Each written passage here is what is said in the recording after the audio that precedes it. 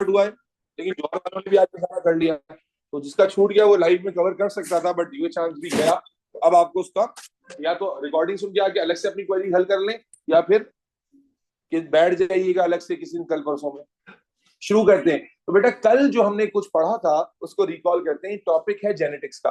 उम्मीद कर रहा हूं कि आप जो है रिलेट कर पाएंगे, जो नहीं भी थे कल, ठीक है। और अगर नहीं रिलेट कर पाए तो कुछ ना कुछ तो बहरहाल रिलेट हो ही जाएगा इंशाल्लाह ताला। आप ठीक करो बेटा बहुत। तो मेरे बच्चे जेनेटिक्स का टॉपिक स्टार्ट होता है कुछ डेफिनेशंस के साथ, और ये डेफिनेशंस ही वाहिद पार्ट है जेनेटिक्स में जो याद करने का है।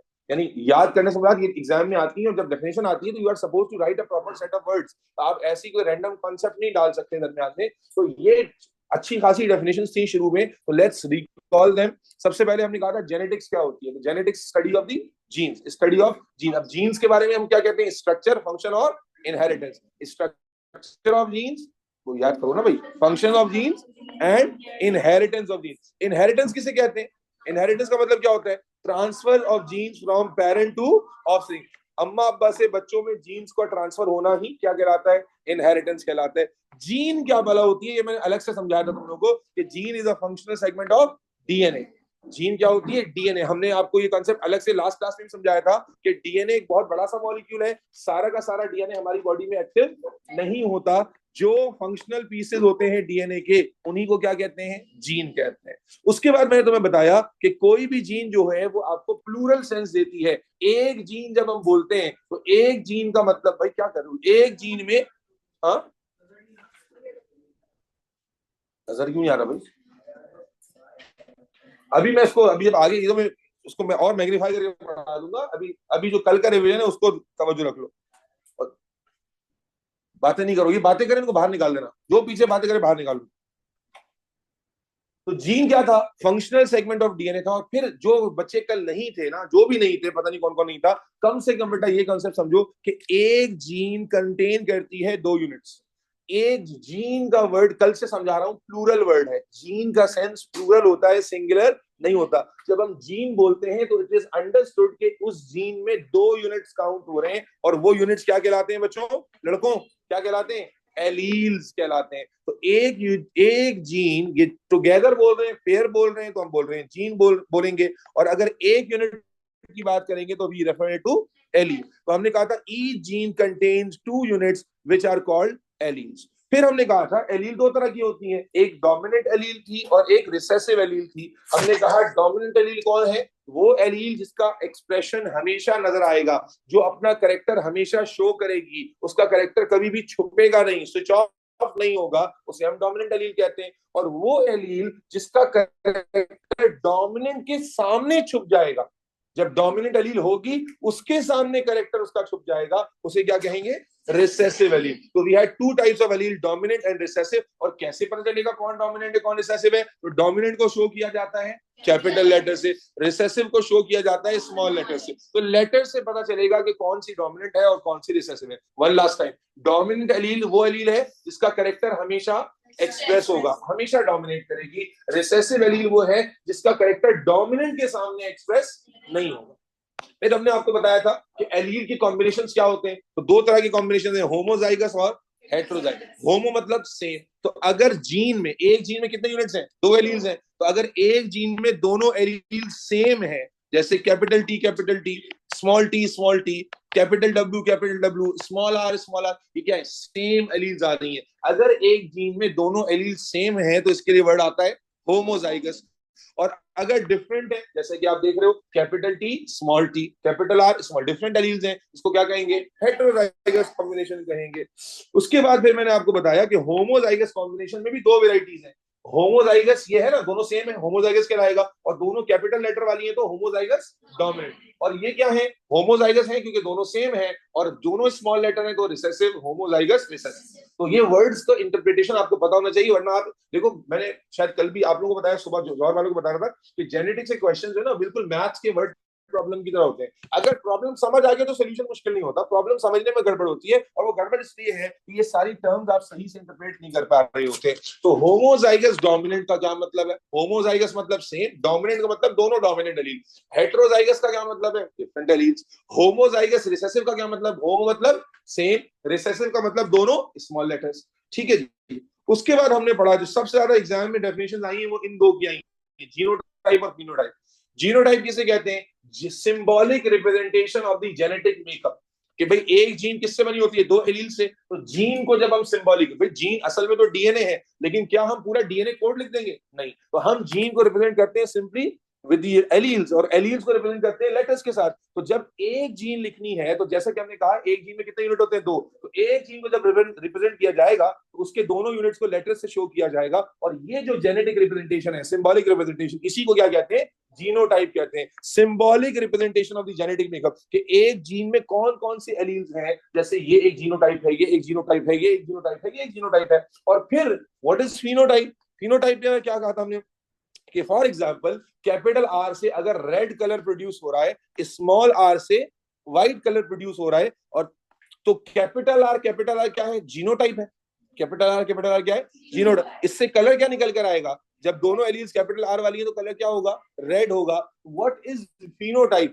Physical expression which is drive from genotype. Genotype से जो एक्सप्रेशन ड्राइव करते हैं that is phenotype. Physical expression जो हमें नजर आता है। मरियम आप भी नहीं थे बेटा कल क्लास में?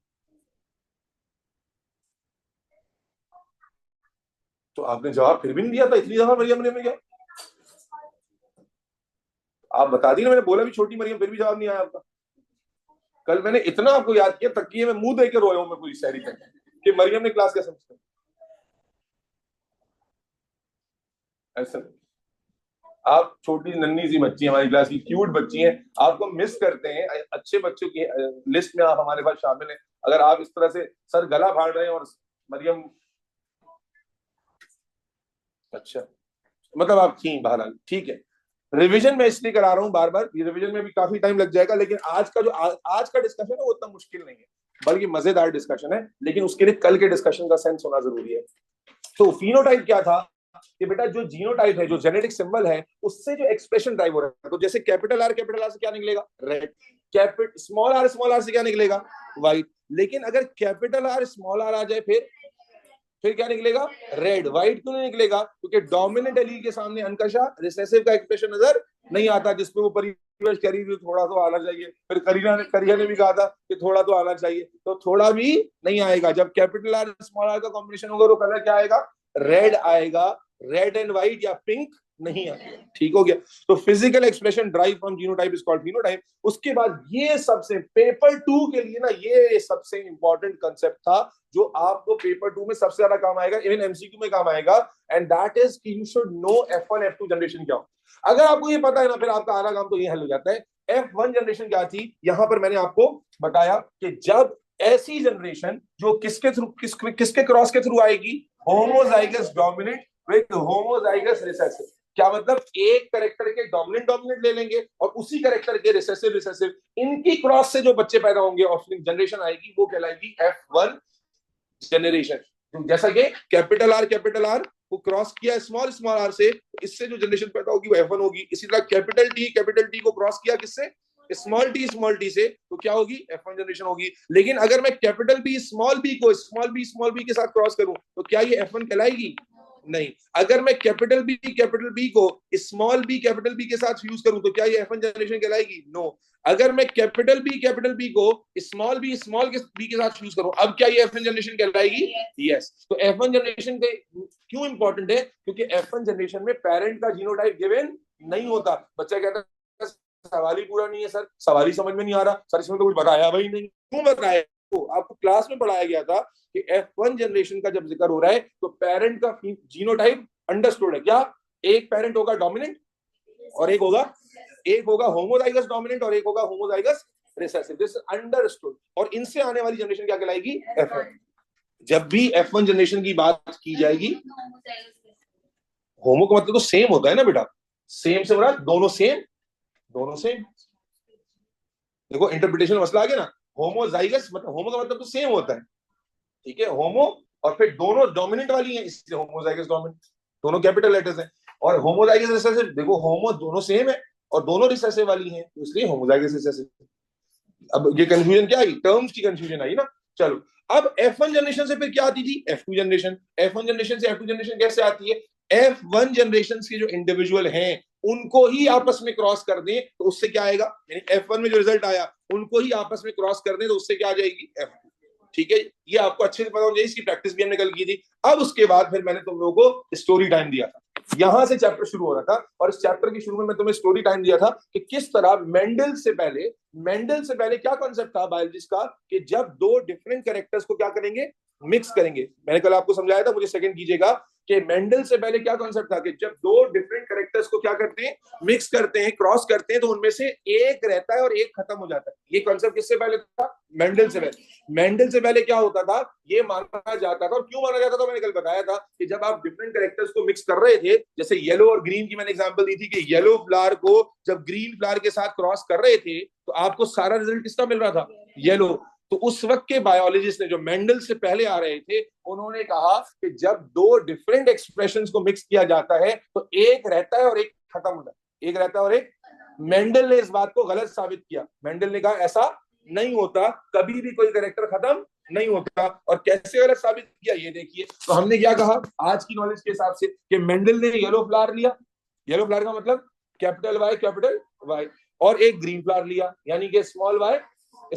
अगर कैपिटल वाई से येलो फ्लावर आ रहा है और स्मॉल वाई से क्या आ रहा है, ग्रीन फ्लावर, तो येलो फ्लावर का जीनोटाइप क्या, कैपिटल वाई। ग्रीन फ्लावर का जीनोटाइप क्या, स्मॉल वाई। फिर क्या हुआ, गैमीट्स बने, इसका एक कैपिटल वाई, इसका स्मॉल वाई, और अल्टीमेटली आप उसको फिर क्रॉस करते हैं, फ्यूज करते हैं, तो किसी भी तरह फ्यूज करेंगे तो क्या रिजल्ट मिल रहा था, capital Y small Y, which were giving what, 100% yellow flowers. 100% yellow flowers आ रहे थे। तो मेंडल ने जब ये F1 जनरेशन हासिल की तो उसको भी 100% येलो मिला, ग्रीन नहीं मिला। जिस पर लोगों ने कहा कि भाई देखो हम भी तो यही कह रहे थे कि ग्रीन खत्म हो गया। तो मेंडल ने क्या कहा, F1 पे रुकना नहीं है, कहां लेके गया, F2 पर। इन दो कैपिटल वाई स्मॉल वाई, जो किसका रिजल्ट है, F1 जनरेशन का, उनको आपस में क्रॉस कराया गया था। ये सारा कल आपने मेरे साथ किया था। स्क्रीन पे लैग चल रहा है थोड़ा सा। ओके, तो क्या हुआ बेटा, इसके देखो गैमेट्स बने कैपिटल वाई स्मॉल वाई, इसके गैमेट्स बने कैपिटल वाई स्मॉल वाई, और फिर प्रूनेट स्क्वायर पर हमने इसको अरेंज किया और पॉसिबिलिटीज देखी। तो ये इसके साथ कंबाइन हुआ तो कैपिटल वाई, ये इसके साथ कंबाइन हुआ तो कैपिटल वाई स्मॉल वाई, ये इसके साथ कंबाइन हुआ तो कैपिटल वाई स्मॉल वाई, और ये इसके साथ कंबाइन हुआ तो स्मॉल वाई। और फिनोटाइप्स क्या आएंगे, इससे क्या फिनोटाइप आएगा, येलो। इससे क्या आएगा, येलो। इससे भी क्या आएगा, येलो। लेकिन इससे क्या आ गया, ग्रीन। तो मेंडल ने कहा हाँ भाई, तुम तो कह रहे थे खत्म हो गया, तो अगर खत्म हो गया होता ग्रीन कलर तो अब वापस नहीं आता। तो यहां पर मेंडल ने पहला लॉ ऑफ जेनेटिक्स दिया था कि कभी भी दो कैरेक्टर की जब एलील साथ आती हैं तो उनमें कभी भी कोई एलील खत्म नहीं होती, बल्कि छुप जाती है, और उस वक्त तक जब तक उसको मौका ना मिले, चांस ना मिले, वो एक्सप्रेस नहीं होती। जैसे इस स्मॉल वाई को यहां पर चांस नहीं मिला, क्यों नहीं मिला बेटा, बिकॉज ऑफ डोमिनेंट एलील। यहां पर चांस नहीं मिला बिकॉज ऑफ डोमिनेंट एलील, लेकिन यहां पर चांस मिल गया तो वो एक्सप्रेस भी हो गई। और उसके बाद मेरे बच्चे हमने बनाया था जीनोटिपिक और फिनोटिपिक रेशो, जो लाजमी आपको आना चाहिए, ये रेशो फिक्स ही रहता है। ठीक है, जीनोटिपिक रेशो क्या था कि जेनेटिक सिंबल्स को देखें, कैपिटल वाई वाले सिंबल कितने हैं, एक ही है, तो ये आ गया 1।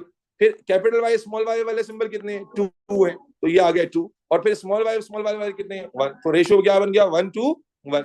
और फिर फिनोटिपिक रेशो क्या था अनकशा, एक्सप्रेशन। इससे एक्सप्रेशन क्या आएगा, येलो, तो येलो वाले 3 और ग्रीन वाले 75:25 या 3:1।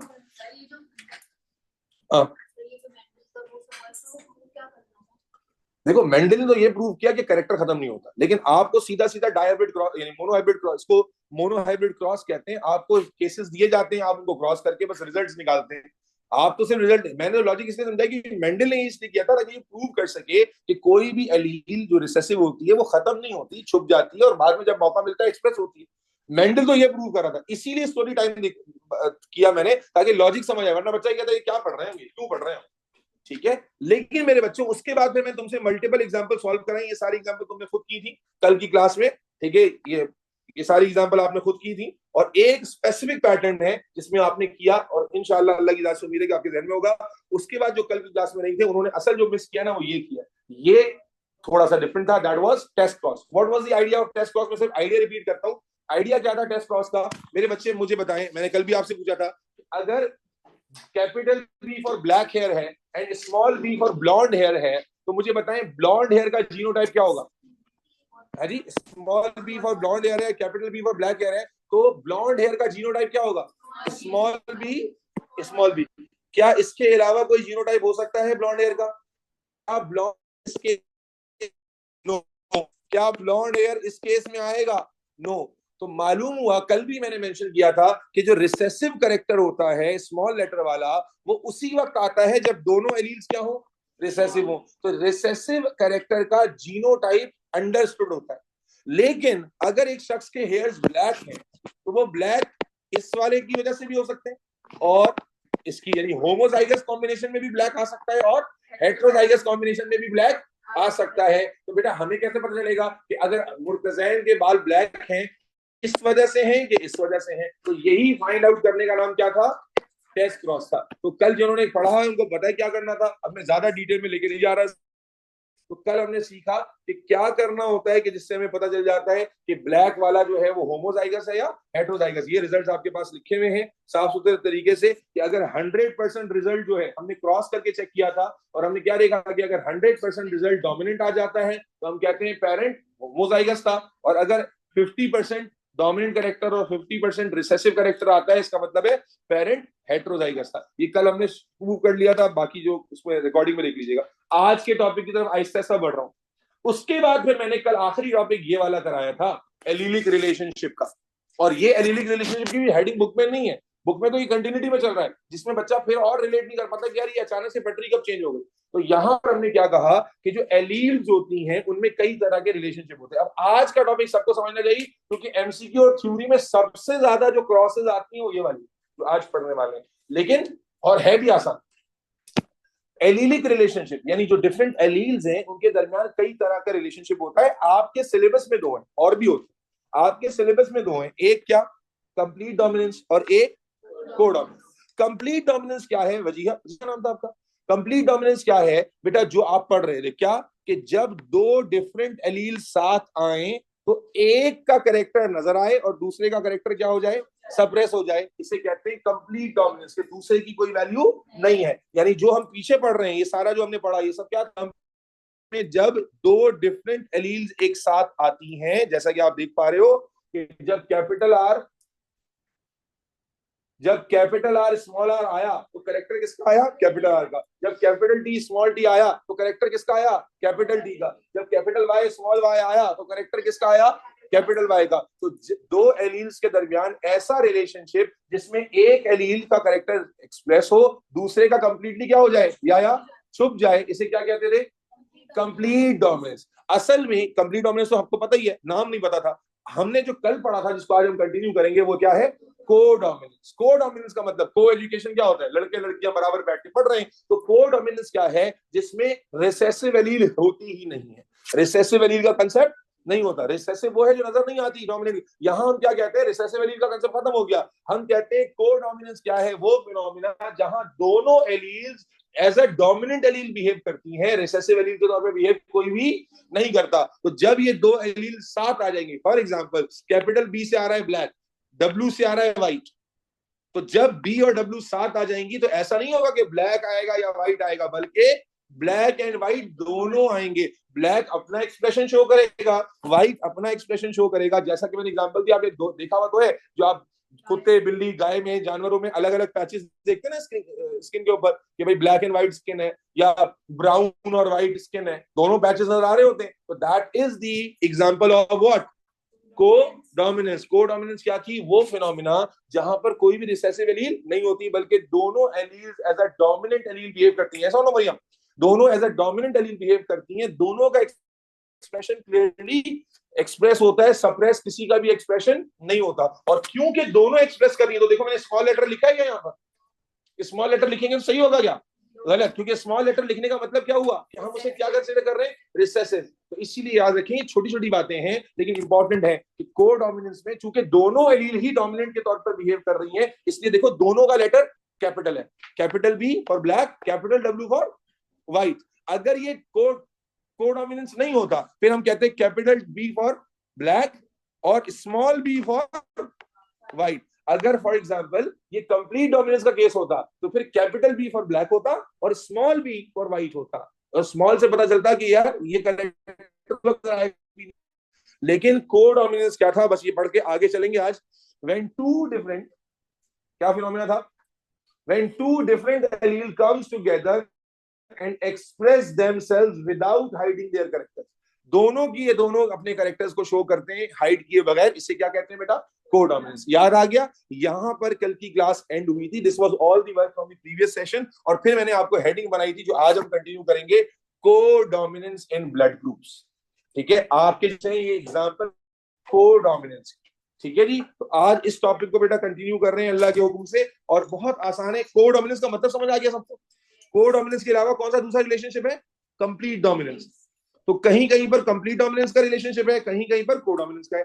आए बेटा कंटिन्यू करते हैं, और बड़ा मजेदार टॉपिक है और एग्जाम में बहुत आता है। जी बेटा, ऐसे हाथ उड़ाया करो, बस यहाँ से सुनाई दे रही।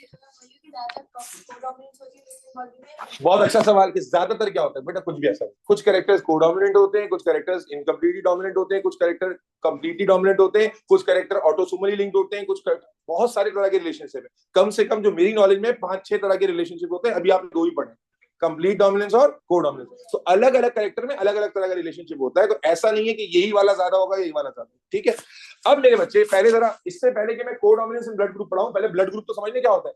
देखो होता ये है मेरे बच्चे, आप इम्यूनिटी का चैप्टर पढ़ चुके हो तो उम्मीद है कि जल्दी रिलेट कर लोगे। हमारे जो रेड ब्लड सेल होते हैं ना, रेड ब्लड सेल, हमारे जो रेड ब्लड सेल होते हैं मेरे बच्चे, अल्लाह ताला ने रेड, हर सेल के ऊपर ही, खास तौर पे रेड ब्लड सेल हम मेंशन नहीं कर रहे हैं क्योंकि ब्लड ग्रुप में हम रेड ब्लड सेल को टारगेट कर रहे हैं। रेड ब्लड सेल्स के ऊपर स्पेसिफिक टाइप के, स्पेसिफिक शेप के प्रोटीन्स मौजूद है। स्पेसिफिक शेप क्या मौजूद है, प्रोटीन्स मौजूद है। और इम्यूनिटी में आपने पढ़ा था कि स्पेसिफिक शेप के प्रोटीन्स के लिए क्या वर्ड यूज होता है, एंटीजन। इम्यूनिटी में वर्ड यूज किया था हमने, स्पेसिफिक शेप के जो प्रोटीन्स होते हैं उनके लिए क्या वर्ड यूज होता है बेटा, एंटीजन। तो रेड ब्लड सेल, जो हमारे रेड ब्लड सेल है बच्चों, अल्लाह ताला ने हमारे रेड ब्लड सेल्स के ऊपर अलग अलग टाइप के यूनिक एंटीजन रखे हैं। तो एक एंटीजन जो हमने आइडेंटिफाई किया बिल्कुल यूनिक शेप का, उसको हमने नाम दे दिया एंटीजन ए। इसी तरह कोई और रेड ब्लड सेल है, तो उस रेड ब्लड सेल में एक दूसरे टाइप का एंटीजन है, लेट्स से कोई इस तरह का एंटीजन है जो बिल्कुल यूनिक शेप का है, इसको इंसानों ने रिकॉग्नाइज और नाम दे दिया एंटीजन बी का। तो हमने देखा कि हमारे रेड ब्लड सेल्स पर दो तरह के एंटीजन प्रेजेंट होते हैं, एक जिसको हम क्या कहते हैं, एंटीजन ए, और दूसरा जिसको हम क्या कहते हैं, एंटीजन बी। एंटीजन ए और एंटीजन बी क्या है, दीज आर यूनिक प्रोटीन्स। ये प्रोटीन्स हैं जो किस पर मौजूद है बेटा, रेड ब्लड सेल पर मौजूद है। अब जिस शख्स के रेड ब्लड सेल पर एंटीजन ए मौजूद होता है, हम कहते हैं उसका ब्लड ग्रुप क्या है।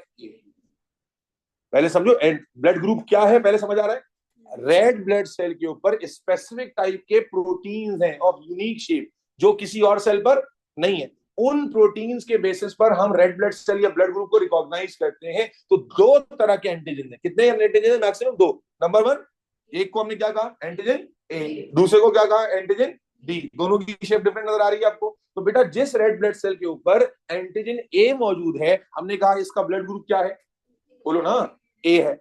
जिस रेड ब्लड सेल के ऊपर एंटीजन बी मौजूद है, उसको हमने क्या कहा, इसका ब्लड ग्रुप क्या है, बी। फिर हमें ऐसे रेड ब्लड सेल भी नजर आए जिस पर एंटीजन ए और एंटीजन बी दोनों मौजूद है। ऐसे रेड ब्लड सेल भी नजर आए जिस पर, बोलो भाई, एंटीजन यही दो हैं लेकिन दोनों एक साथ मौजूद है, लाइक दिस। तो हमने क्या कहा, इस शख्स का ब्लड ग्रुप क्या है भाई, ए बी है। क्या ब्लड ग्रुप है बच्चों, ए बी है। और फिर ऐसे रेड ब्लड सेल भी नजर आए जिस पर ना ही ए एंटीजन है और ना ही बी एंटीजन है। तो हमने कहा भाई इस पे कोई एंटीजन नहीं है, तो हमने कहा इस शख्स का ब्लड ग्रुप है ओ। ओ किसी एंटीजन का नाम नहीं है, ओ असल में निल है, निल। निल, निल का मतलब नो एंटीजन, इसलिए भंडी मार देना।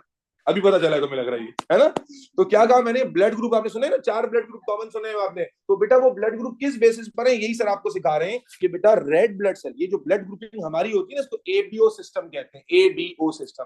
इसमें क्या है कि रेड ब्लड सेल्स के ऊपर कुछ यूनिक शेप के एंटीजन रिकॉग्नाइज किए गए। तो टोटल 2 टाइप के एंटीजन है, एक एंटीजन ए और एक एंटीजन बी। जिस रेड ब्लड सेल के ऊपर एंटीजन ए मौजूद है, हमने कहा उसका ब्लड ग्रुप क्या है, ए। जिसके ऊपर बी मौजूद है उसको क्या कहा, ब्लड ग्रुप बी है। जिस पर दोनों मौजूद है क्या कहा हमने, ए बी है। और जिस पर दोनों ही नहीं है उसको क्या कहते हैं, तो ओ का मतलब, अक्सर बच्चे गड़बड़ करते हैं, ओ का मतलब नो एंटीजन, ओ का मतलब नो, ये एग्जाम में फंसाता है एमसीक्यू में, वो लिखता है ओ का मतलब ओ एंटीजन, ओ एंटीजन कोई एंटीजन है ही नहीं, ओ असल में ओ नहीं है, that is nil, no antigen. ठीक हो गया। अब मेरे बच्चों इसी बेसिस पर ब्लड ग्रुप के 4 कैटेगरीज बनती हैं जो आप पढ़ते आए बचपन से, blood group A, blood group B, blood group A B और ब्लड ग्रुप ओ।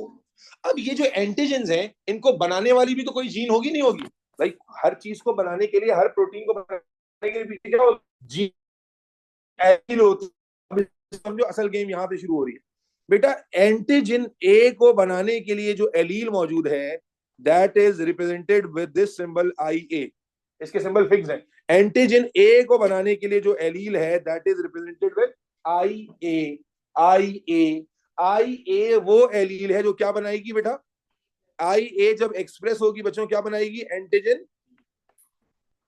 एंटीजन ए। कहां से आ रही हो भाई परिवश, बच्चे मॉडर्न डिस्कशन में इतना, मैं रिवीजन में अच्छा खासा टाइम लगा दिया, फिर और लेट आ रहे हो आप।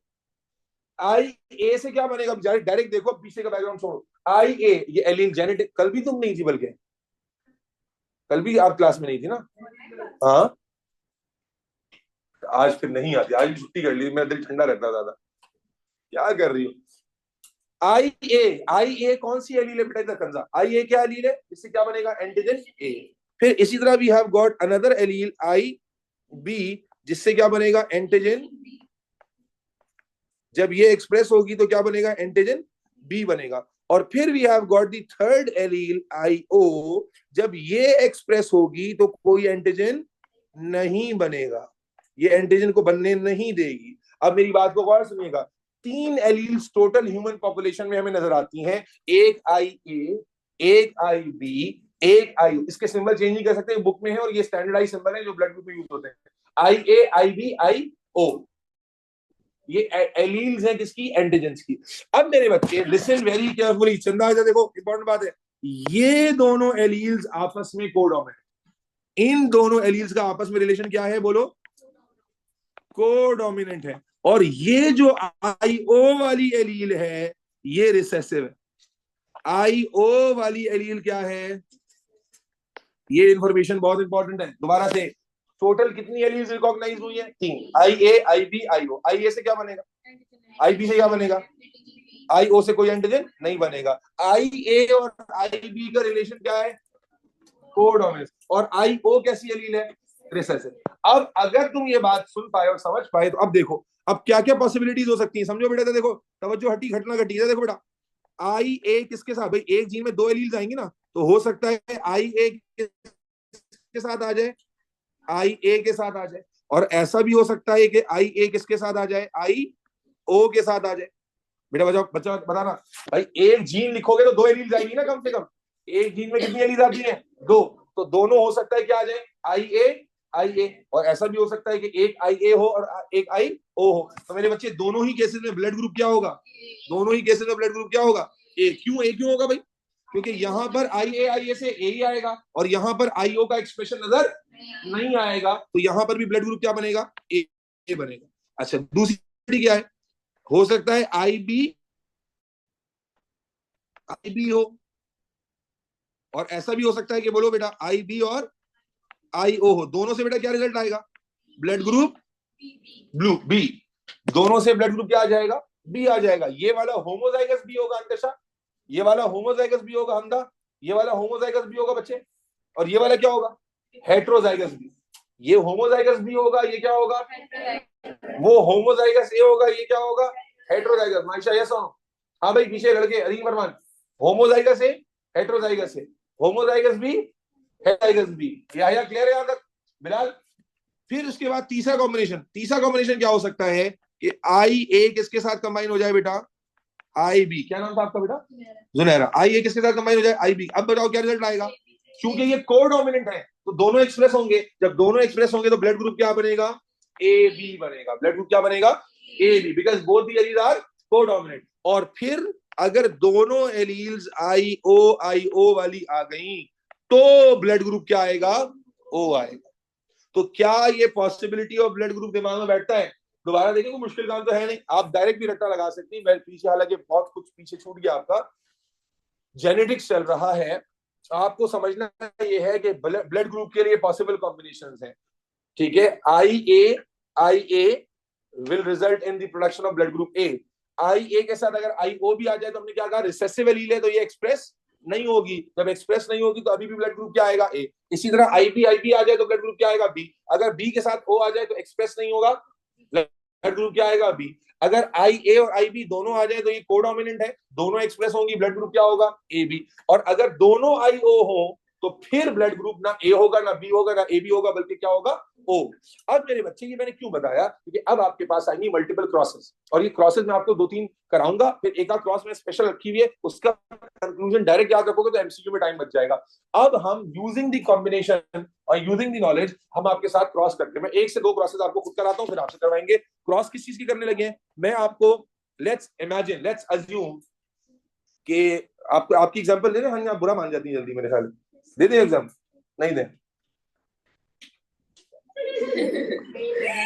यस सर ऑलवेज रेडी, माशाल्लाह भाई, थोड़ा पार्टिसिपेट कर लिया हर वक्त, नखरे में बस नक्शे में क्या किस बात। मेरे बच्चे, लेट्स से कि यशब के जो पेरेंट्स हैं उनका ब्लड ग्रुप, लेट्स इमेजिन, सीधे बैठो, लेट्स इमेजिन कि यशब के जो फादर हैं उनका ब्लड ग्रुप है हेट्रोजाइगस ए। हेट्रोजाइगस ए का क्या मतलब होता है, हेट्रोजाइगस ए का क्या मतलब होगा uncles, I A I O, I A आई। अगर मैं कहता होमोजाइगस है तो क्या लिखते, आई ए, होमो मतलब सेम, आई ए लिखते। अभी क्या लिखेंगे, आई ए आई। और लेट से यशब की जो मदर हैं उनका ब्लड ग्रुप है ओ, ब्लड ग्रुप क्या है, ओ। तो ओ का पॉसिबिलिटी क्या होता है बेटा, आई ओ। तो अब हम फैसला करेंगे कि यशब के अम्मा अब्बा यानी पेरेंट्स जो हैं, इनके बच्चों में यानी यशब के बहन भाइयों में कौन कौन से ब्लड ग्रुप आने की पॉसिबिलिटी है, कौन कौन से ब्लड ग्रुप आने की पॉसिबिलिटी है। तो जल्दी से कर लेते हैं बेटा, क्या होगा, सबसे पहले गैमेटोजेनेसिस करो। तो एक गैमेट में आई ए, एक गैमेट में बोलते जाओ आई ओ। यहां पर क्या होगा, इधर भी आई ओ और इधर भी आई ओ। अब क्या बन जाएगा, पॉसिबिलिटी चार्ट प्रूनेट स्क्वायर बनेगा। क्या रखेंगे, एलिलिक कॉम्बिनेशन रखो बेटा। यहां क्या रखा, आई ए आई ओ, यहां क्या रखा, आई ओ। दूर से नजर आ रहा है, मैं इसलिए थिक करके लिख रहा हूं उसको। मेरे बच्चे बताइए, पॉसिबिलिटी चार्ट तक बात समझ आती है? दोबारा से देखो एवरीबॉडी, ये हेट्रोजाइगस ए था, तो हेट्रोजाइगस ए का मतलब क्या था, एक एलील ए वाली और एक ओ वाली। होमोजाइगस बी ओ था, तो ओ का मतलब क्या था, आई ओ। बेटा फातिमा क्लियर है?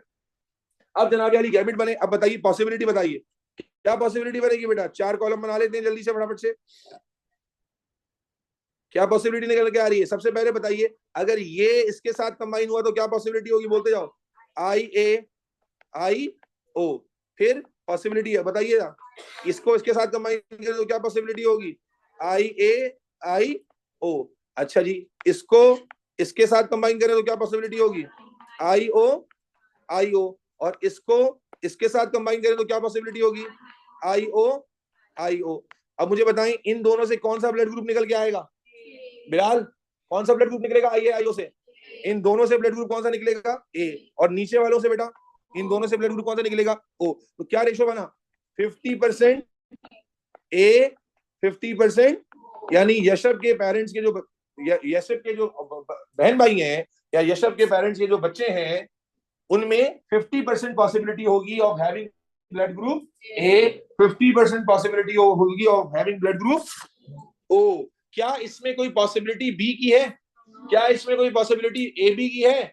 नहीं। तो अगर यशब के किसी बहन भाई का ब्लड ग्रुप ए बी निकला, या यशब के किसी बहन भाई का ब्लड ग्रुप क्या निकला, बी निकला, या यशब का ही निकला बी, तो इसका मतलब क्या है, वो जब अम्मी कहानी सुनाती थी बचपन में कि बेटा हमें तरस आ गया, तुम कचरे के डिब्बे में पड़ी हुई थी और हमने तुम्हें उठा लिया, आप तो समझते थे अम्मी ऐसे सुनाती है, लेकिन आज पता चला वो सच है।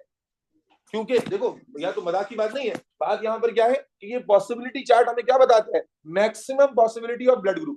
तो ये possibility chart in this particular case क्या बता रहे हैं कि इनकी जनरेशन में सिर्फ दो ब्लड ग्रुप ही पॉसिबल है, क्या, ए और ओ। अगर बी आ गया तो ये इनकी जनरेशन से नहीं आया। अगर होता तो नजर आता ना यहाँ पर, नहीं इसमें नहीं हो और आ गया होता। ये क्या जिब्राइल भूख के रह गया है, नहीं आ गया, नहीं बेटा यही तो समझा रहा हूँ कि ये पॉसिबिलिटी चार्ट हमें बता रहा है कि इस केस में सिर्फ 50% चांस है ए का, 50% चांस है ओ का। यहाँ 0% पॉसिबिलिटी है ए बी की, 0% पॉसिबिलिटी है बी की। अगर बी आ रहा है, अगर ए बी आ रहा है, इसका मतलब है ये इससे तो नहीं आ रहा, ये कहीं और से आ रहा है। और कहीं और का मैं पॉजिटिव मतलब यही ले रहा हूं कि वो कतर अस्पताल के बराबर से यशव को शायद तरस खा के उठा लिया गया था, और वो बात सही थी जो अम्मी बचपन से सुना रही थी। ठीक है ना। तो मेरे बच्चे इस तरह से आपने एक और क्रॉस करनी है। देखिए रिजल्ट बनाना समझ में आया, आपने यहाँ से रिजल्ट बनाया, बेटा मरियम रिजल्ट बनाना समझ आया। ठीक है, एक और क्रॉस करते हैं मजेदार किस्म की। आपके अम्मा अब्बा का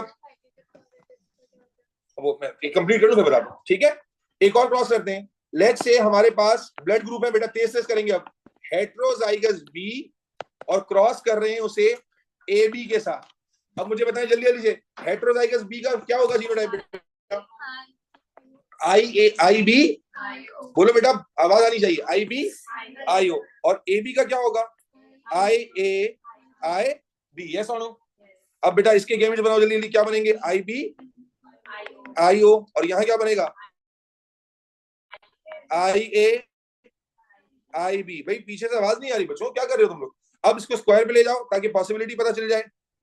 तो गैमिट्स डालो इसके ऊपर, क्या हो जाएंगे? आई बी आई ओ, और फिर आई ए आई बी। अब बेटा रिजल्ट बनाना शुरू करो, आई ए आई बी। क्या ख्याल है बेटा? आई बी, बेटा देख लो, I A I B I B I B, और उसके बाद फिर आगे चलो, आई A I O, and then बोलो आई बी आई ओ। बेटा रिजल्ट जब तक आप बोलोगे नहीं मुझे कैसे समझ आएगा कि आप मल्टीप्लाई कर भी पाओगे या इतने भी कर लो? क्या कर रही है कि इनकी मल्टीपल पॉसिबिलिटीज देख रहे हो। तो ये इसके साथ कंबाइन हुआ तो आई ए आई बी, ये इसके साथ कंबाइन हुआ तो आई बी आई बी, ये इसके साथ कंबाइन हुआ तो आई ए आई ओ, ये इसके साथ कंबाइन हुआ तो आई बी आई ओ। अब मुझे बताओ इससे क्या ब्लड ग्रुप निकलेगा? इससे क्या ब्लड ग्रुप निकलेगा? A B. इससे क्या निकलेगा? बी। इससे क्या निकलेगा?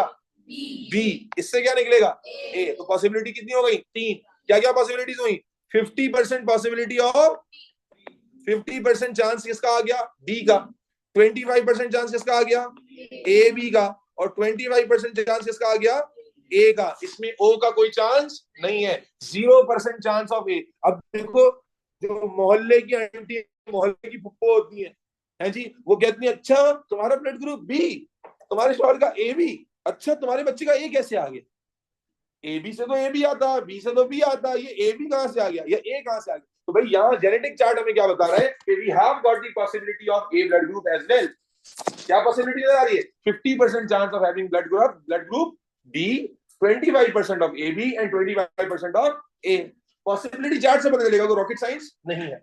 अच्छा एक मिनट और समझ लेना इस बात को। देखो इसका मतलब अक्सर बच्चे अजीब तरीके समझते हैं, वो ही समझ लेते हैं कि पहले बच्चे, यानी फॉर एग्जाम्पल अगर मैं रेशो कहूं तो रेशो क्या है? 2:1:1। अगर मैं रेशो करने कहूंगा तो क्या रेशो बनेगा? 2:1:1। तो वो अक्सर बच्चे इसको ऐसे इंटरप्रेट कर लेते हैं कि पहले दो बच्चे ए बी वाले आएंगे, फिर बी वाला बच्चा आएगा, फिर ऐसा नहीं है। ये पॉसिबिलिटी है, क्या मतलब कि जब जब जाइगोट बनेगा, जब जब जाइगोट बनेगा, you will have 50% possibility of blood group B, 25% possibility of A B and 25% possibility of. ऐसा भी हो सकता है कि लगातार 4 बच्चे किसके पैदा हो जाए? ए वाले। लगातार 6 बच्चे पैदा हो जाए ए बी वाले। लगातार 12 बच्चे पैदा हो जाए ए वाले। ऐसा भी हो सकता है जी। हाँ बोलो। ऐसा हो सकता है कि 10 घंटे में हमारा 50% चांस है ए का, उसका फिर ए बी और फिर ए, लेकिन जब, लेकिन तुम लोगों को सीधा सीधा नहीं करना है, लेकिन ऐड करना है उसमें। बोलो। तुम नहीं, तुम अलाउड नहीं होता। हाँ बच्चा है उसका ए ओ हो जाए ब्लड ग्रुप में, ये कुछ ना कुछ उसमें इंप्योरिटी ऐड करेंगे ही। कुछ ना कुछ अब्बा भी शक कराओगे। कह रही है कि सर ये ठीक है, लेकिन ऐसा नहीं हो सकता कि कुछ करके ओ हो जाए। भाई ओ होने का मतलब क्या है कि एक नई, भाई आपके पास ओ होने के लिए ओ की कितनी एलीज होनी चाहिए थी, एक या दो? ओ होने के लिए कितनी एलीज चाहिए थी, दो। जब दो है ही नहीं तो वो कहां से आ जाएगा? वो मौजा नहीं कहते उसे मौजा नहीं कहते, उसे कहते हैं माजी, उसे कहते हैं पास्ट। क्यों रोजे में ऐसी बातें करा रही हो मुझसे? यार तुम नहीं पूछो यार, तुम नहीं पूछो, मैं रोजा गिर जाऊंगा यहाँ भाई। तुम नहीं पूछो, तुम बड़ा है पीछे, अब तुम पूछोगे कुछ नई बात पूछ लोगे। तुम पूछो पहले। टेंशन लग गई, अभी तक ब्लड ग्रुप का नहीं बता था, अब ब्लड ग्रुप बता देना तो इसको भी टेंशन हो रही है। पॉजिटिव नेगेटिव क्या होता है, पॉजिटिव नेगेटिव अभी बताता हूँ, कंप्लीट कर लूँ ये चीज। कहाँ है दूसरा? कहाँ है ये? ओ है, दूसरा कहाँ है?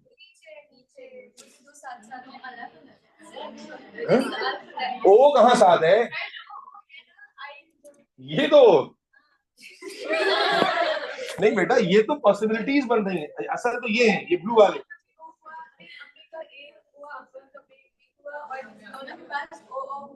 आ जाएगा, दोनों के पास होगा तो आएगा। अभी करके दिखा रहा हूँ मैं आपको, वही केस करा रहा हूँ बेटा। ये पॉसिबिलिटी बनाना समझ आ रही है।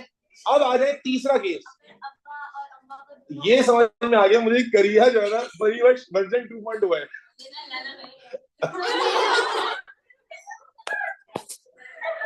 लड़कों में समझ में आ गया, लड़के कह रहे हमें कोई वास्ता नहीं है, अब्बा ओ है, ए हम हैं, बस यही काफी जी।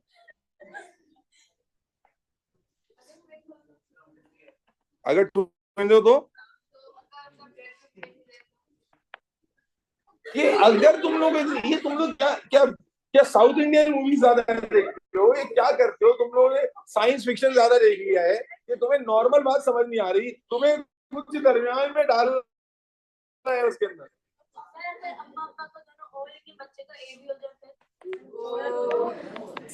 समझ जाओ ना इसका मतलब, समझ तो गया तुम और क्या? इसका मतलब अडॉप्टेड बच्चा है भाई। अगर देखो जेनेटिक पॉसिबिलिटी चार्ट जो बता रहा है, समझो बेटा पीछे लड़कों, पॉसिबिलिटी चार्ट में जो पॉसिबिलिटी आ रही है वही पॉसिबिलिटी एग्जिस्ट करती है। अगर उसके अलावा कोई नया कोई केस आ गया है तो भाई कुछ तो गड़बड़ है, दया पता करो क्या गड़बड़ है। ठीक है, बस यही आंसर है। अब आ जाओ बेटा सबसे important cross, heterozygous A with heterozygous B. Let's suppose Mariam, छोटी मरियम, मरियम आपको पता है पाकिस्तान का सबसे कॉमन ब्लड ग्रुप क्या है? बी। पाकिस्तान का सबसे कॉमन ब्लड ग्रुप बी है। यहाँ पर पाकिस्तान में ऑलमोस्ट 70% लोग बी ब्लड ग्रुप वाले। तो अगर आप में से जिसको नहीं भी पता चेक कराएंगे, मैक्सिमम लोगों का बी निकलेगा। अच्छा जी, अब इस बार एग्जांपल मरियम की ले, मरियम नाराज है, सुफियान पे।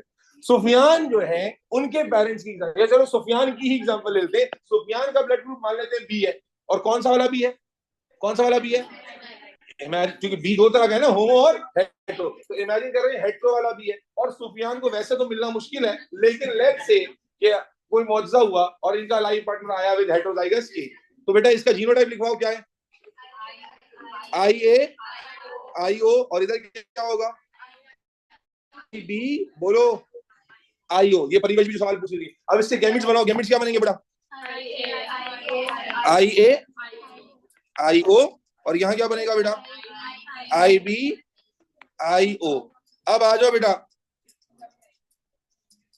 तवज्जो, गैमिट डालो उसके ऊपर। IA लड़कों, IA भाई अपने बच्चों का तो बोल दो अपने मुंह से। IA IO और IB IO। लड़कों सपोर्ट करो उसको यार, बेचारी को। हाँ भाई बताओ पॉसिबिलिटी क्या बनेगी? IA IB और बोलो IA IO, फिर IB IO और फिर IO IO। क्या नजर आया बच्चे अनकशा? यहाँ से ब्लड ग्रुप, मुबारक हो, क्या ब्लड ग्रुप है भाई? यहाँ से ब्लड ग्रुप क्या है? AB। यहाँ से ब्लड ग्रुप क्या है? A। यहाँ से ब्लड ग्रुप क्या है? B। और यहाँ से क्या है? 25% possibility of every blood group. ये है जेनेटिक पूल मेंटेन करने के लिए वो कोशिश कर रहे हैं। ये वाहिद कॉम्बिनेशन है जिसमें आपको सारे ब्लड ग्रुप मिल सकते हैं। अब इसमें वो मोहल्ले के आंटी आ जाए, कहेंगे जनाब अच्छा आपका ब्लड ग्रुप ए, आप उनका बी, बच्चे को, तो भाई यहाँ तो पॉसिबिलिटी है। क्योंकि यहाँ पर आप क्या देख रहे हैं कि ए और बी ब्लड ग्रुप है, लेकिन बच्चे में ओ की पॉसिबिलिटी है या नहीं है? बोलो। तो मालूम क्या चला, आंटी की बात पे ध्यान नहीं देना है। ठीक है जी, क्या लिखेंगे रिजल्ट बेटा, बोलो Fatima. 25% possibility of A, 25% possibility of B, 25% possibility of A B, 25% possibility of.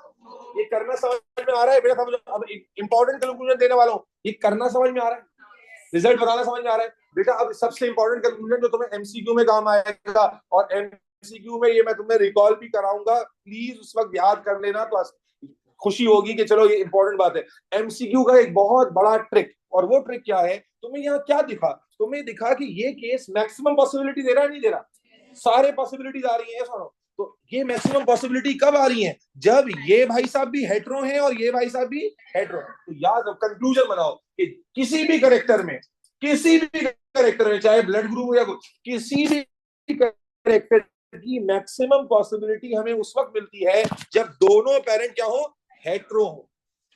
क्या, किसी भी करेक्टर की, अगर एग्जामिनर ने तुम्हें कहा कि भाई इस, for example yellow flower, green flower, orange flower, 10 किस्म के फ्लावर्स हैं, वो कहता है बताओ मैक्सिमम पॉसिबिलिटी क्या आएगी जनरेशन में इस इसकी। तो जब सवाल में मैक्सिमम पॉसिबिलिटी का जिक्र होगा तो आपको यही कंसेप्ट याद आएगा कि मैक्सिमम पॉसिबिलिटी उस वक्त जनरेट होती है जब पेरेंट्स कैसे हो, हेट्रो कॉम्बिनेशन वाले हो। पेरेंट्स कैसे हो, जो समझो मेरे बच्चे, ऐसे ना एमसीक्यू, मुझे कई सारे एमसीक्यू इस वक्त मेरे दिमाग में आ रहे हैं कि जिसमें वो आपको पेरेंट का डेटा नहीं देता, वो आपसे कहता है कि भाई एक एक ब्लैक कलर है, एक ब्राउन कलर है, बताइए इन, ये दो पेरेंट्स हैं, इनको क्रॉस कराया, मैक्सिमम पॉसिबिलिटी बताइए ब्लैक और ब्राउन की क्या है।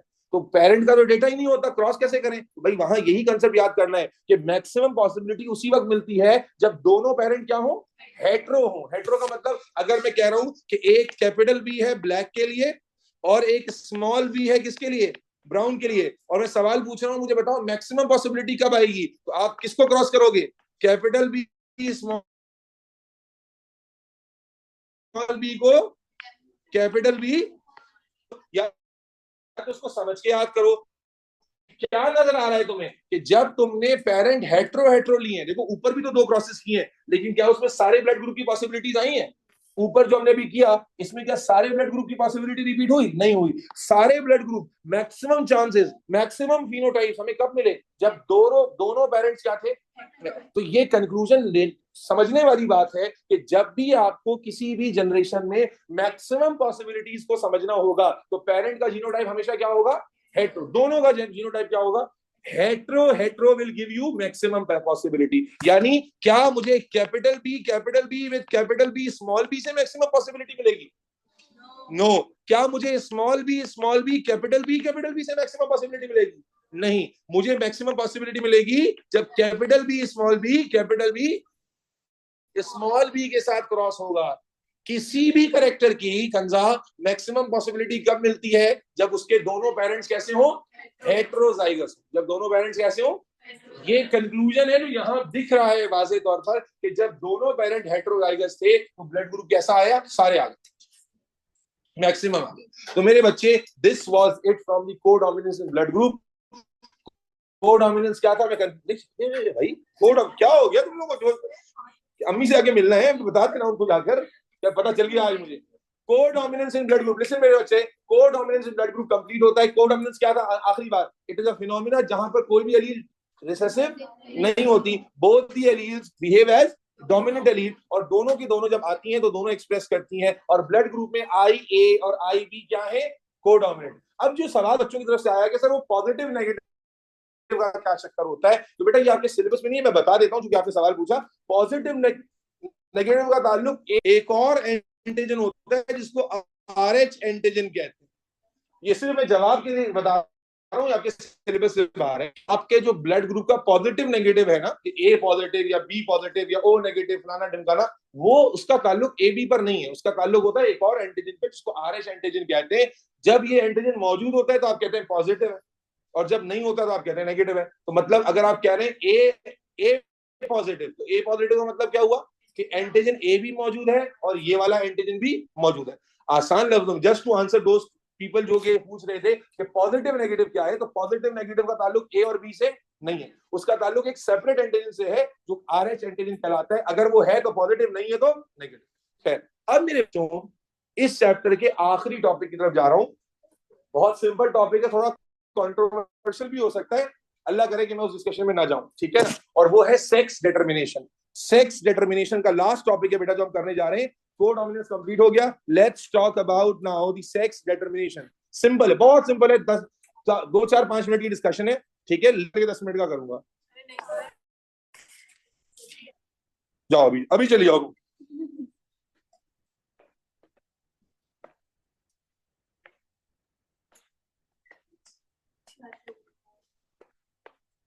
बेटा इस कॉन्सेप्ट को अच्छे से समझने की कोशिश करना। कॉन्सेप्ट मुश्किल नहीं है, लेकिन इसमें कुछ माइन्यूट बातें हैं जो आप मिस ना कर जाएं, ठीक है, ध्यान रखिएगा। सेक्स डिटर्मिनेशन की बात कर रहे हैं मेरे बच्चों। हमारे हर, अब मेरी ये बात लंबी कर रहा हूं ना, ये जरूरी इसलिए है कि आपको पूरी बात समझ में आ जाए, क्योंकि एक इस डिस्कशन से रिलेटेड एक कॉन्सेप्ट पीछे भी कहीं पर है जो मैं यहाँ के लिए बचा के रखा हूं, तो ये पूरा कॉन्सेप्ट समझना जरूरी है। मेरे बच्चे, आपको ये पता होगा कि हमारे हर सेल में कितने क्रोमोसोम्स होते हैं? रट्टा मारा है ना सबने। हमारे हर सेल में कितने क्रोमोसोम्स होते हैं? 46। क्रोमोसोम का नंबर हर ऑर्गेनिज्म में कैरेक्टरिस्टिक होता है। इंसानों के अंदर 46 होते हैं, किसी और जानवर या किसी और प्लांट के अंदर डिफरेंट होंगे। तो हम इस वक्त हमारी बात हो रही है, तो हमारे अंदर क्रोमोसोम का टोटल नंबर क्या होता है?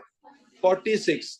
अब समझना ये है, सबसे बड़ी गड़बड़ यहीं से शुरू होती है कि जब आप कहते हैं 46, क्योंकि जब आप ये कहते हैं 46 तो आप समझते हैं कि वो कुछ इंडिविजुअल क्रोमोसोम होंगे, इससे गड़बड़ शुरू होती है। आप यूं समझें कि chromosome, yes they are 46 chromosome, लेकिन क्रोमोसोम्स हमारे सेल में अकेले अकेले एग्जिस्ट नहीं कर रहे होते, rather they are present in form of pairs. तो इसलिए अब मैं दो तरह की काउंटिंग लिखूंगा। मैं यूं कह सकता हूं कि हमारे एक सेल में या तो मैं लिख सकता हूं 46 क्रोमोसोम्स, ये भी ठीक है, और या मैं लिख सकता हूं 23 पेयर्स। क्रोमोसोम्स असल में हमारे सेल में दो दो के पेयर में होते हैं, तो असल जो उनकी एग्जिस्टेंस है ना, वो अकेले अकेले नहीं है, बल्कि क्या है? पेयर में है। तो असल रियलिटी है कि आपको क्या बोलना चाहिए कि क्रोमोसोम कितने हैं? 23 पेयर्स हैं। और 23 पेयर्स का मतलब अंडरस्टूड है कि कितने क्रोमोसोम है? 46। लेकिन हम लोग जब इस पे रिलाई करते हैं ना, तो हम पेयर वाला कॉन्सेप्ट ही भूल जाते हैं। तो क्रोमोसोम हमारे सेल में अकेले अकेले मौजूद नहीं होते, वो पेयर की फॉर्म में मौजूद होते हैं, जिसको होमोलोगस पेयर कहते हैं, यानी जो मिलते जुलते क्रोमोसोम है वो एक साथ होते हैं। और ये जो दो दो का पेयर है ना, इसमें एक पेयर आपने अम्मा से लिया, एक अब्बा से लिया, एक पेयर अम्मा से आया है आपकी बॉडी में और एक अब्बा से आया है, तो दो दो के फॉर्म में मौजूद है। फर्स्ट और second, third and fourth, fifth and six, इस तरह से पेयर। तो मेरे बच्चे, अब ये जो 46 क्रोमोसोम्स हैं, इन 46 क्रोमोसोम्स को हम दो कैटेगरीज में डिवाइड कर देते हैं।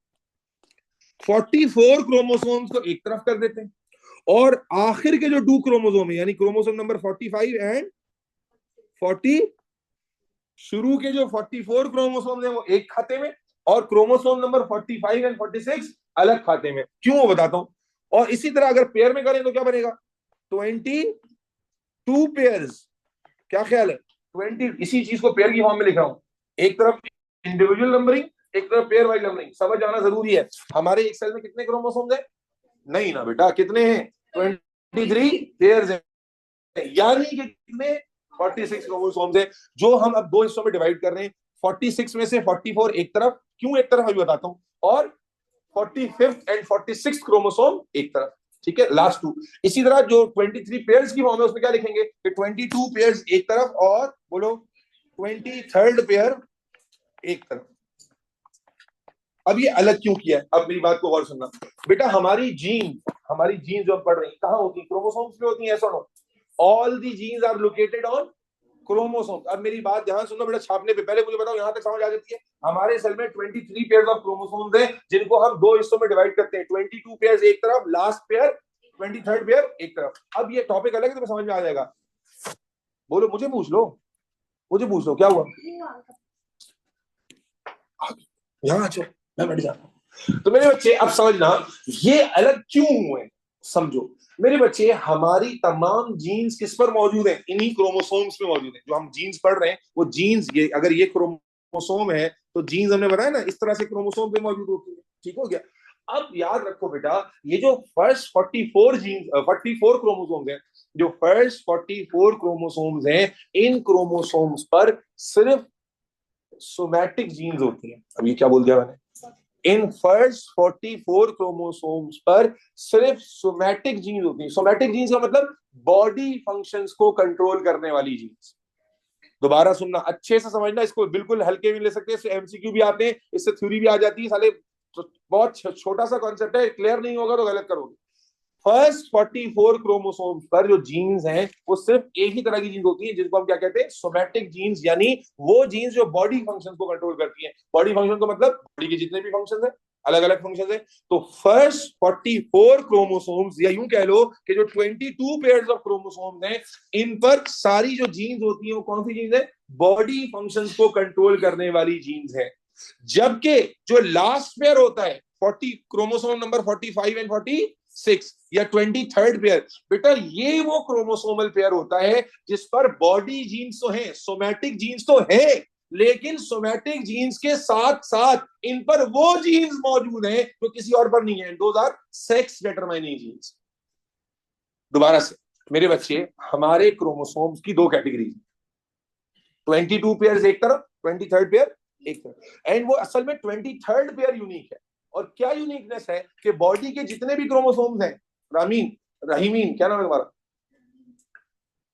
बॉडी के जितने भी क्रोमोसोम्स हैं उन पर कौन सी जीन्स होती हैं, सोमैटिक जीन्स। सोमैटिक जीन्स का मतलब जिनका ताल्लुक बॉडी के फंक्शन से है, सेक्स से नहीं है। जेंडर, सेक्स से मुराद यहाँ जेंडर रिलेटेड फंक्शन, मसलन बेयर्ड का आना इस जेंडर रिलेटेड फंक्शन ना, मर्दों में आएगी औरतों में नहीं आएगी। या टेस्टोस्टेरोन का बनना, या जनाब जो भी आपके जेंडर रिलेटेड फंक्शन है, जेनाइटल्स का डेवलप होना, ये सब क्या है, सेक्स डिटरमाइनिंग फंक्शंस हैं। तो मैं क्या कह रहा हूं कि जो फर्स्ट 44 क्रोमोसोम्स होते हैं या फर्स्ट 22 पेयर्स होते हैं, इन पे सिर्फ कौन सी जीन्स होती है बेटा, बोलो, इन पे सिर्फ कौन सी जीन होती है? लड़कों की आवाज क्यों नहीं आ रही भाई? कौन सी जीन होती है सिर्फ इसमें? सिर्फ सोमैटिक जीन होती है, यानी इन पर सेक्स डिटरमाइनिंग कोई भी जीन मौजूद नहीं होती, सिर्फ सोमैटिक जीन होती है। जबकि जो क्रोमोसोम नंबर 45 और 46 है या 23rd पेयर है, पता है ना आपको, इस पर मेरे बच्चे सोमैटिक जीन्स भी होती हैं, प्लस इस पर सेक्स डिटरमाइनिंग जीन्स भी होती है। तो यूनिक कौन है? यूनिक है 23rd पेयर। देखो सोमैटिक जीन्स इधर भी है, सोमैटिक जीन्स इधर भी है, बट इनके पास क्या नहीं है, जेंडर रिलेटेड। तुम्हारे जेंडर रिलेटेड जितने भी फंक्शन हैं वो सारे कौन से पेयर से कंट्रोल होते हैं, 23rd, क्योंकि जेंडर रिलेटेड जो फंक्शन है वो किसी और क्रोमोसोम पर अवेलेबल ही नहीं है। क्रोमोसोम 1 से लेकर 44 तक किसी भी क्रोमोसोम पर जेंडर रिलेटेड कोई भी फंक्शन नहीं होता। जेंडर रिलेटेड तमाम जीन्स किस पे मौजूद होती है, 23rd पेयर पे होती है। इसीलिए मेरे बच्चों इस 23rd पेयर को हम सेक्स क्रोमोसोम कहते हैं। क्या कहते हैं? सेक्स क्रोमोसोम का मतलब ही बच्चों को नहीं पता होता, वो पता नहीं समझ होते, पता नहीं क्या है सेक्स क्रोमोसोम। सेक्स क्रोमोसोम ये जो 23rd पेयर है, इसीलिए 23rd पेयर ऑफ क्रोमोसोम, या यूं समझ लीजिए कि chromosome number 45 and 46 are titled as sex chromosome. They are titled as sex. Sex chromosome करिए, एक्सप्लेन कर सकते हो क्यों कह रहे हो सेक्स क्रोमोसोम? क्योंकि ये वो वाहिद क्रोमोसोम्स हैं जिन पर सेक्स डिटरमाइनिंग जीन्स मौजूद हैं। ये वो वाहिद क्रोमोसोम्स हैं जिन पर क्या मौजूद है, सेक्स डिटरमाइनिंग जीन्स मौजूद हैं। यस और नो बेटा?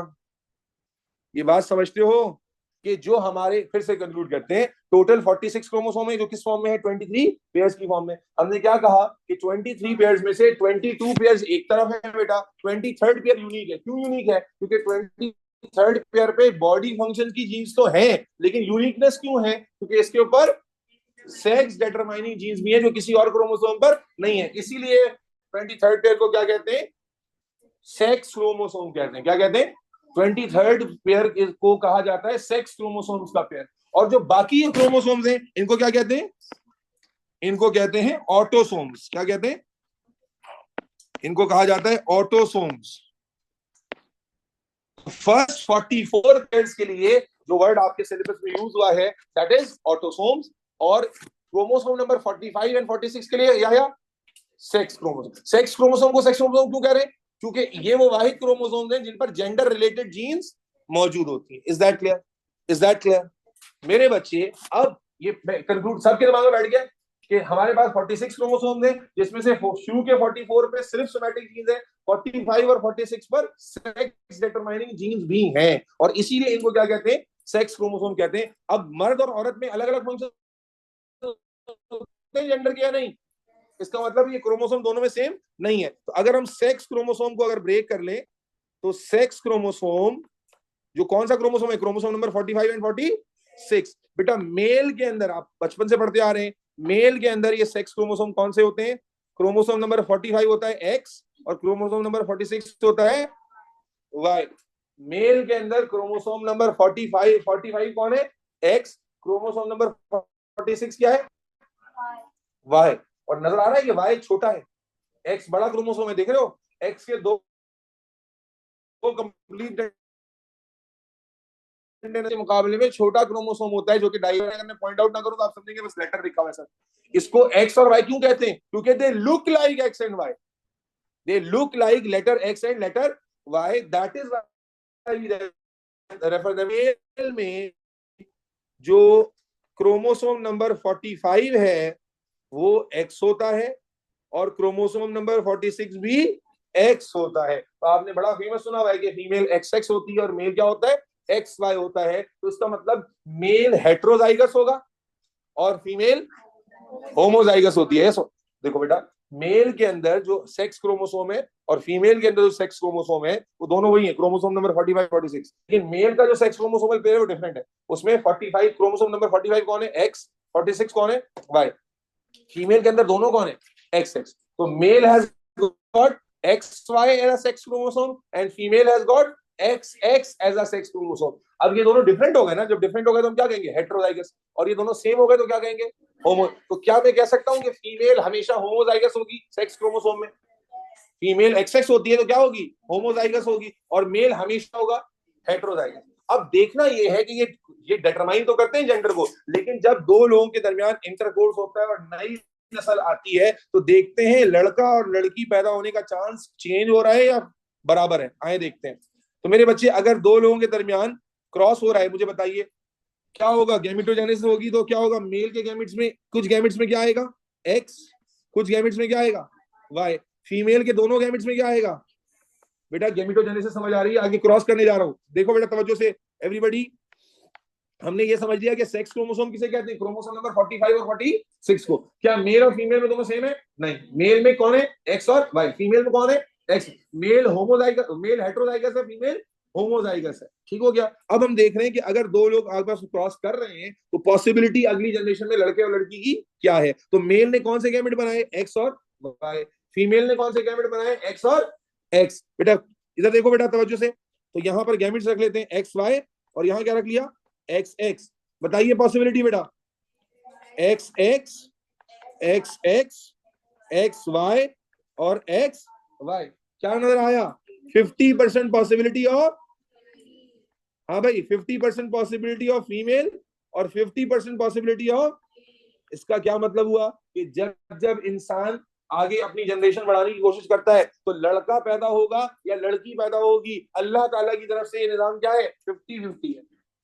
क्या है, क्या नजर आ रहा है चेकर बोर्ड पे, कि एवरी टाइम जब आप कंसीव कर रहे हो तो लड़का पैदा होगा या लड़की पैदा होगी, इसका चांस कितना है, 50। As you can see here कि 50-50 चांस है, 50% चांस है गर्ल पैदा हो, 50% चांस है बॉय पैदा हो। फिर यहाँ सवाल ये आता है कि सर अगर 50-50% चांस है तो क्या दुनिया की पॉपुलेशन बराबर बैठी है मर्द औरतों की, किसकी पॉपुलेशन ज्यादा है, खवातीन की, खवातीन की पॉपुलेशन ज्यादा है, और ट्रेंड क्या है, बढ़ती ही जा रही है। ये एक नहीं बल्कि 50 रिसर्च से साबित है कि बाय 2050 दुनिया में सिर्फ 30% मर्द रह जाएंगे, 70% औरतें होंगी, 70% जो है वो फीमेल होंगी। अभी ये रेशियो लगभग 55-58 पर है, 58% जो है वो खवातीन है और रफली 38% के करीब मेल्स है। लेकिन ये रेशियो और डिक्रीज होगा और ये रेशियो 70-30 पर जाके डिक्रीज, 30% मेल रह जाएंगे, 70% खवातीन हो जाएंगी। तो सवाल ये पैदा होता है कि भाई अगर यहां पर हमें नजर आ रहा है, लड़कों तुम खुश क्यों हो रहे हो, सवाल ये पैदा होता है कि अगर यहां पर रेशियो 50-50% है तो फिर रेशियो चेंज कैसे हो रहा है,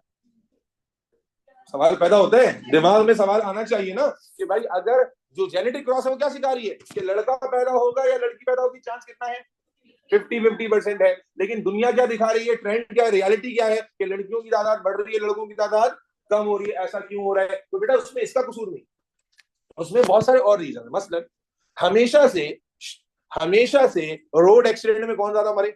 लड़के। हमेशा से जंगों में ज्यादा कौन मरे? मर्द। हम जितने भी न्यूनेटल डिजीजेज है, बचपन में जितनी भी डिजीज होती है, सब लड़कों में ज्यादा कॉमन है, सारी की सारी मर्दों में कॉमन है। जितने भी कार्डियक डिसऑर्डर्स हैं वो भी सारे मर्दों में कॉमन है। तो असल में लड़के और लड़कियां पैदा बराबर भी हो रहे हैं, मर्द ज्यादा कौन रहे हैं? लड़के मर रहे हैं। तो मुझे कम से कम अब मौजूदा दौर में जब इक्वालिटी के ऊपर इतनी बात की जाती है, तो मुझे खुशी है कि खवातीन भी अब बाइक से चला रही हैं, क्योंकि रोड ट्रैफिक एक्सीडेंट में अब तक सिर्फ मर्द ही मर रहे थे। अब तक अस्पताल में सिर्फ जबड़ा फटा हुआ, हड्डी टूटी हुई मर्दों की आ रही थी। लेकिन अब इंशाअल्लाह अज़्ज़ा वजल इक्वालिटी के तकाजे के हिसाब से, क्योंकि खवातीन भी अब आप देखें बाइक लेके निकल गई हैं माशाल्लाह, तो मुझे बड़ा शिद्दत से इंतजार है कि कोई जवान और बूढ़ी खवातीन जो है वो भी हॉस्पिटल में आ रही हो, किसी का मुंह फटा हो, किसी की हड्डी टूटी हो, किसी की टांग टूटी हो, तो भाई मरने का ठेका से मर्दों ने लिया है क्या? ये तो गलत बात है ना। तो बेटा बेटा बेटा, बेटा एवोल्यूशनरी पॉइंट ऑफ व्यू से, चूंकि जंगों में, माइग्रेशन में मर्दों की जो डेथ रेशो है, कार्डियक डिसऑर्डर्स, न्यूनेटल डिजीजेस, इन सारी रोड ट्रैफिक एक्सीडेंट, मर्दों के मरने का रेशो ज्यादा है। इसीलिए जनाब अली मर्दों का नंबर ग्रेजुअली क्या होता जा रहा है? कम। और अल्हम्दुलिल्लाह खवातीन मरी नहीं रही, तो इसलिए खवातीन का नंबर जो है वो ज्यादा होता चला जा रहा है। तो अच्छा, इससे रिलेटेड एक और बात, अब यहाँ की रेशो और भी हमें क्या एक और बात समझा रहा है कि जब जब आप कंसीव करते हो, जब जब कोई खातून कंसीव करती है, समझो बेटा एक बात पे गौर करना, जब जब कोई खातून कंसीव करती हैं वो लड़का पैदा करेंगी या लड़की, ये चांस कितना है? 50-50। लेकिन असल में अब गौर करने की बात क्या है कि चांस बजाहिर तो 50-50% है, लेकिन वो चांस फीमेल के हाथ में है कि मेल? जरा देखते हैं बेटा, फीमेल क्या दे रही है? XX। फीमेल जो है वो कौन सा गैमेट दे रही है? XX। ये मेल है जो डिसाइड कर रहा है कि अगला बच्चा फीमेल आएगा या मेल आएगा। क्या मतलब? अगर मेल का हो गया फीमेल के एक्स के साथ तो लड़की पैदा हो जाएगी, और मेल का वाई फ्यूज हो गया फीमेल के एक्स के साथ तो लड़का पैदा हो जाएगा। तो ये पॉइंट इसलिए इंपॉर्टेंट है समझना कि जेंडर डिटर्मिनेशन परसेंटेज में तो इक्वल है, लेकिन उसको डिटरमाइन असल में फीमेल नहीं कर रही। कौन कर रहा है? मेल। क्यों? क्योंकि फीमेल तो एक्स ही दे रही है। तो इसलिए ऑल्दो कि अब दौर बड़ा चेंज हो गया है, आज लड़कियों की पैदाइश को बोझ नहीं समझा जाता, लेकिन आज भी गांव देहात के अंदर या खास तौर पे जहाँ टिपिकल किस्म की कन्वेंशनल और बंद दिमाग लोग रहते हैं, वहां पर भी क्या हो, 4 बच्चियां पैदा हो जाए ना एक साथ, तो वो सास, औरत ही औरत दुश्मन है, सास ही बहू के पीछे पड़ जाती है, तू मैंने पोता नहीं दिखता, पोता नहीं दिखता, ठीक है ना, और ताने मारने लग जाती है और जीना आराम कर देती है कि लड़का चाहिए, लड़का चाहिए, लड़का चाहिए। तो मैं कहता हूँ अव्वल तो ये जहालत है, जिस नबी की हम उम्मत है उनको भी अल्लाह ने बेटी नवाजा, लेकिन फिर भी अगर ये ताने देने हैं, या मैंने ऐसे भी लोग देखे, no offence to Saraikis and Punjabi, मैंने सराइकियों में खासतौर पे देखा है कि बाकायदा बीवियों को मार रहे हैं, फिर बच्ची पैदा कर दी। तो मैं कहता हूँ ये तो जहालत है, लेकिन अगर मारना ही है तो इस जहालत को असल में किसके साथ होना चाहिए? मेल। क्योंकि उस बेचारी ने, दोनों ने एक्स लिए थे, कुट किसकी लगनी चाहिए? मेल की, कि तेरा मनुष्य तेरा फिर एक्स जाके यूज हो गया, तेरे भाई को मौत पड़ी है, ये तेरा भाई जाके फ्यूज क्यों नहीं हो रहा? निकम्मा नाकारा भाई है, ये जाके फ्यूज क्यों नहीं हो रहा? क्योंकि असल बात तो यही है ना कि मेल का एक्स जाके फ्यूज होगा तो फीमेल पैदा हो जाएगी, और मेल का वाई जाके फ्यूज होगा तो मेल। तो अगर लड़की पैदा होना बोझ ही है तो किसको बनने चाहिए? इनको, कि भाई तुम्हारा वाई सो रहा है, तुम्हारा एक्स जाके क्यों फ्यूज होता है? खैर, तो बेटा जेंडर डिटर्मिनेशन मेजरली डिपेंड किसमें करती है? मेल पे कर रही होती है। चांस कितना होता है? 50-50% होता है। अल्हम्दुलिल्लाह, done and dusted, bye bye, Tata.